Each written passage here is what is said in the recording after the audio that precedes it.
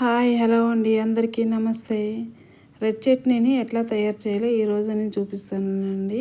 ఆ రెడ్ చట్నీ ఇలా దోశ పైన మనం రాసి పిల్లల బాక్సులకి పెట్టామనుకోండి, చట్నీ అవసరం లేకుండా వాళ్ళు తినేస్తారండి. చట్నీ వేసి పెట్టామనుకోండి, వాళ్ళు డ్రెస్ పైన పడేసుకోవడం అట్లా చేస్తుంటారు. అలా లేకుండా ఇలా రెడ్ చట్నీ తయారు చేసుకొని దోశ పైన రాసి పెట్టుకున్నాం అనుకోండి, వాళ్ళు ఇష్టంగా తినేస్తారండి. నా ఛానల్ని ఎవరైనా ఫస్ట్ టైం చూస్తే సబ్స్క్రైబ్ చేసుకోండి. అలాగే పక్కనే ఉన్న బెల్ ఐకాన్ క్లిక్ చేయండి. నేను పెట్టే ప్రతి వీడియో మీకు నోటిఫికేషన్ అనేది వస్తుంది. అలాగే నలుగురికి షేర్ చేయండి, 1 కామెంట్ పెట్టండి. ఆనియన్ని తీసుకున్నానండి. నానబెట్టుకున్న 10 ఎండుమిర్చిని తీసుకున్నాను. వెల్లుల్లి రెమ్మలు ఒక 10 వరకు తీసుకున్నానండి. 1/2 టేబుల్ స్పూన్ జీలకర్ర, ఒక కరివేపాకు రెమ్మ తీసుకున్నా. చింతపండు కొద్దిగా తీసుకున్నానండి.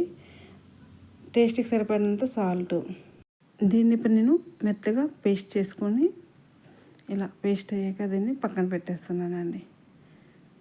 చూడండి, ఇలా పేస్ట్ అయింది కదా, దీన్ని పక్కన పెట్టేసి ఇప్పుడు స్టవ్ పైన దోశ పెనం వేసుకొని దోశ వేసుకుంటున్నానండి. ఇలా దోశ వేసుకున్న తర్వాత 1 టేబుల్ స్పూన్ ఆయిల్ వేసి దోశ అనేది రోస్ట్గా అయ్యాక టర్న్ చేసుకోవాలండి. ఇలా టర్న్ చేసుకున్న 5 మినిట్స్కి మళ్ళీ టర్న్ చేసుకొని దీనిపైన ఇప్పుడు మనం ముందుగా తయారు చేసుకున్న రెడ్ చట్నీని వేసి స్ప్రెడ్ చేయాలండి. ఇలా స్ప్రెడ్ చేసి రోల్ చేసి ఒక ప్లేట్లో వేసుకోవాలండి. అంతేనండి, సింపుల్గా రెడ్ చట్నీ అనేది తయారు చేసుకోవచ్చు.